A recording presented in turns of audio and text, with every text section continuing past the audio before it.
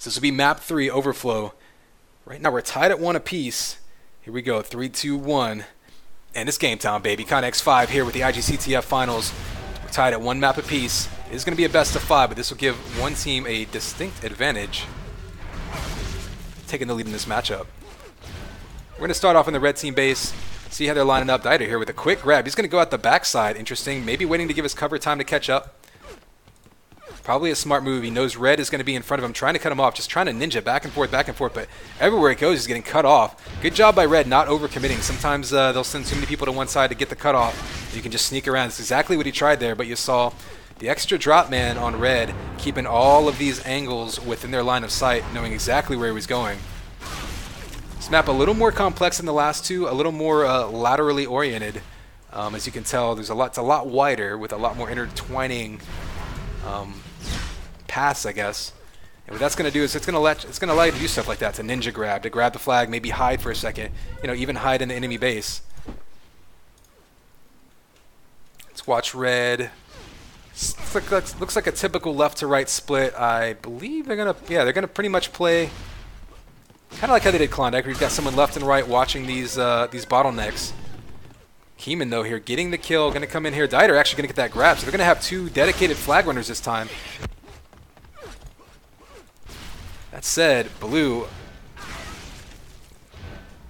well,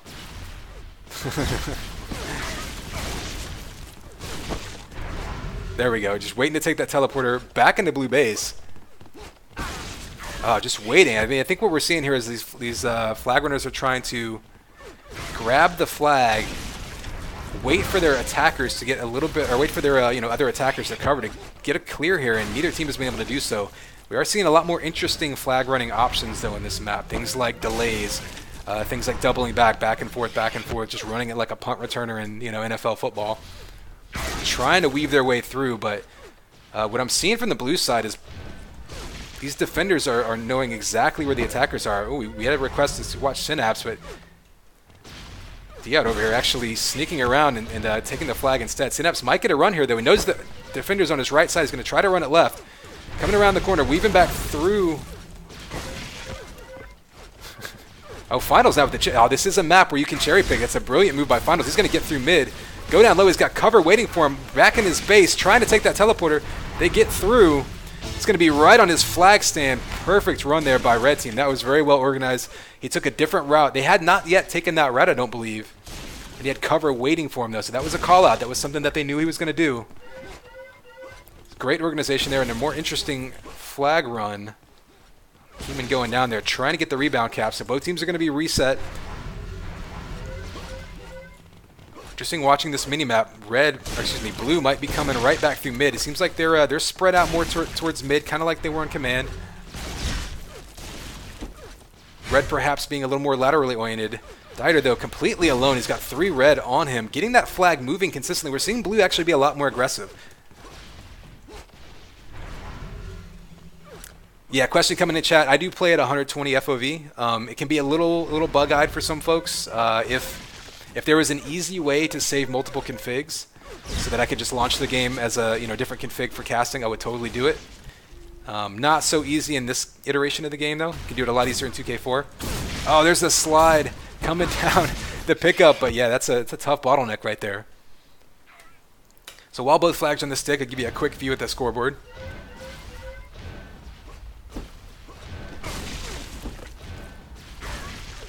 So it does look like we've had a couple more people grabbing. I mean, you see a Dieter and Keeman both grabbing for blue. I don't think they've run 2 dedicated flag runners in previous maps.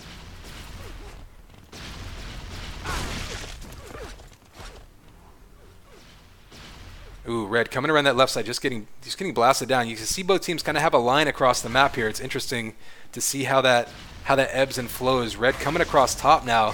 It's going to give them the high ground. Oh, there's actually it looked like he might have teleported in there. Didn't look like he did, but that would be interesting. So someone in chat, is this wall right here, is this going to make you drop the flag? Is that how is that what that designates? I haven't actually played this map myself before. It's a new one on me. I kind of like the layout, though. See red coming into mid, blue just waiting for him. Looks like blue, like I say, is spread out. I wish I had a teleprompter. Or not a teleprompter. I wish I could, you know, draw on the screen. Blue is spread out more towards the center of the map. Red's been doing a lot more flanking. So they're going to run into a lot more cutoffs if they take the mid. If they can run around the side, though. Oh, double kill there. Can he get the multi? Slides under backwards. Nice movement there. Doesn't get the easy kill there to cover himself. Finally gets back in the base. This is going to be the best chance Blue's had in a while. Gets back up there. He's got one cutoff man. Diab with the kill. Can he get the return? He's got the flag in his hands. Flag goes back. Blue flag still moving. The whole team is there. If Blue can sneak around and get that flag moving, they might be able to prevent this. Oh, a nice double kill and a return there by Impure. Ooh, that was almost a quick turnaround. Almost a cap there, and then almost a rebound. So quick action here. This map is definitely opening things up. And word from chat is that the yellow thing just blocks shots. Interesting. I think there's definitely been some maps in the past that could use that, so you can't just fire away across mid. Interesting way to do that without actually putting a door in there like Scandinavian style. Okay, we're seeing the delayed flag run here. It's Feisnar? Feisar. Chat, you can correct me if there's a different way to pronounce that. Tries to delay and come in the mid, and just good discipline there, waiting it out, knowing there's only so many places he could be. And now we got both flags back in base. Red, though, now that they have the lead, a minute and a half. Curious, looks like they're actually playing pretty aggressively. Still 3 attackers in blue base, trying to get another one across before halftime, not just falling back and being defensive. This could be Blue's chance, though. If Red's going to be this aggressive, Blue might want to put another person on attack and try to get one back through. Synapse with this flag running, just going down immediately.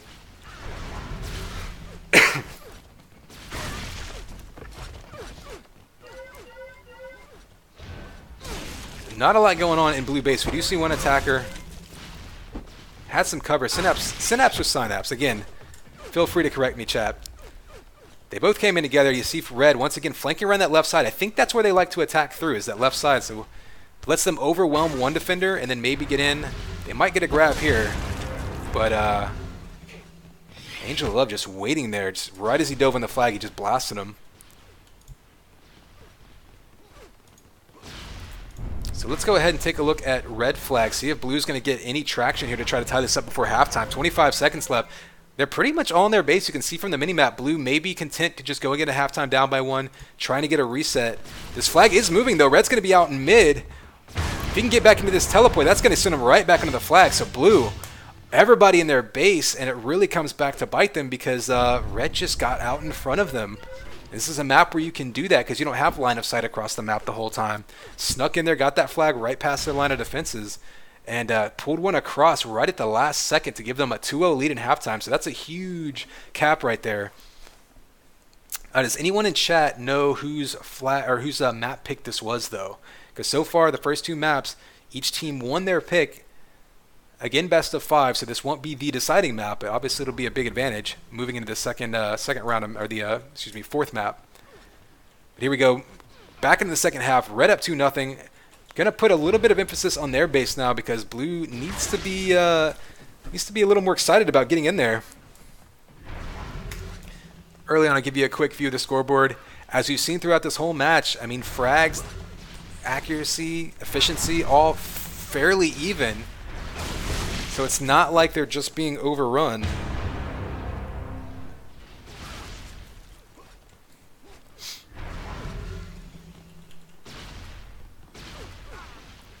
And we're seeing Chaos Engine. Let's go on board with Chaos Engine and see what it's looking like from his perspective. As we see the blue attackers trying to come in. Him and Vipers have been holding it down so far, pitching a shutout in this map.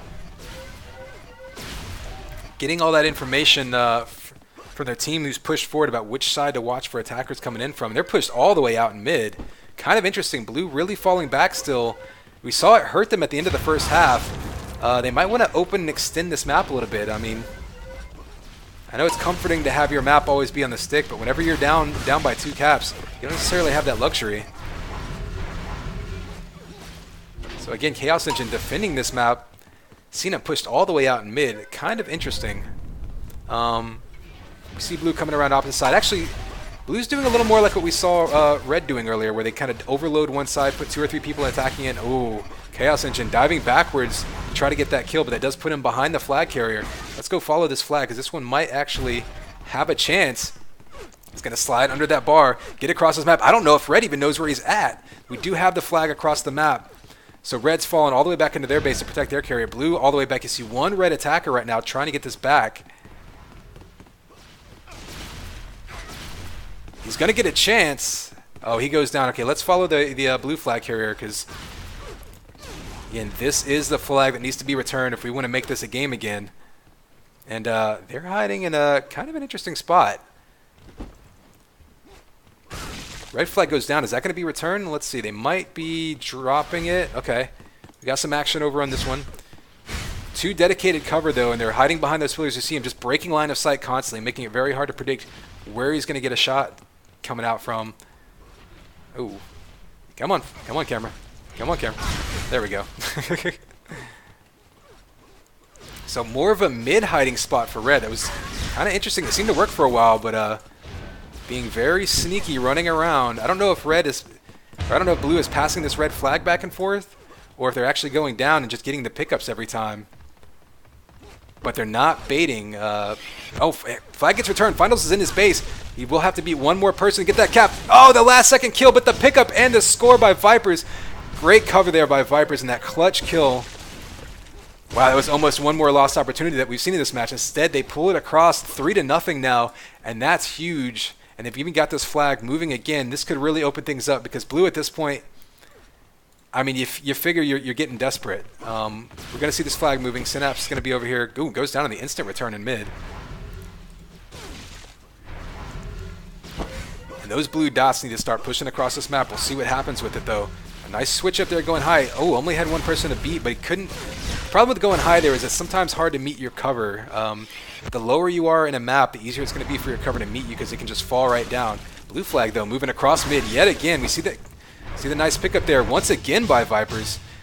And blue doesn't hold down that teleporter entrance. They're able to get right through there and take that shortcut, cap that flag 4-0 now in the second half, and this is getting broken wide open. Keeman's going to try to make something happen.